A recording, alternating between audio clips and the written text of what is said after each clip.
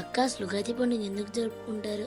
హిందూ పురాణాల ప్రకారం ఈ రోజున బ్రహ్మదేవుడు విశ్వాన్ని సృష్టించాడని నమ్ముతారు. అందుకే దీన్ని సృష్టి ప్రారంభమని కూడా అంటారు.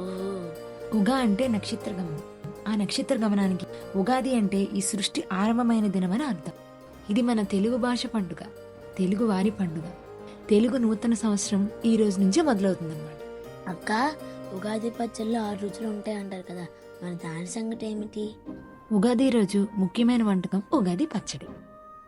ఇందులో తీపి, వగరు, పులుపు, కారం, చేదు, ఉప్పు ఇలా 6 రుచులు, షడ్రుచులని కూడా అంటారు. ఓహో. ఒక్కో రోజు మన జీవితంలో చెందే అనుభవాలకి ప్రతీక.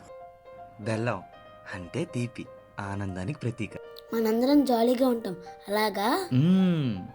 ఉప్పు అంటే జీవితంలో ఉత్సాహం, అలానే రుచికి సంకేతం. స్కూల్లో డ్రాయింగ్ కాంపిటీషన్ లో ఫస్ట్ వచ్చినప్పుడు అందరూ నాకు పొగిడారు. నాకు చాలా ఆనందంగా అనిపించింది. అలాగేనా? అదే. వేప పువ్వు అంటే చేదు, మన మనసుకు బాధ కలిగించే అనుభవాలు. మొన్న నేను వరండాలో పడిపోయాను, నాకు దెబ్బ తగిలింది, ఏడ్చాను. బాధ ఉంటదేనా? చింతపండు అంటే పులుపు, నేర్పుగా వ్యవహరించాల్సిన పరిస్థితులు. అవునా మాయా? పచ్చి మామిడి ముక్కలు అంటే ఒగరు, కొత్త సవాలు అంటుంటాం. నీకు ఎలా చెప్పాలి, లైఫ్ లో ఛాలెంజెస్ అన్నమాట. ఓకే.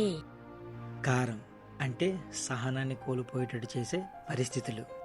అంటే అప్పుడప్పుడు నేను చేసే అల్లరికి అమ్మ భరించలేక సహనం కోల్పోతుంది, అలాంటిదేనా? అలాంటిదేరా. ఓహో, మన తెలుగు పండుగ ఉగాదికి ఇంత ప్రాముఖ్యం ఉందా అక్క?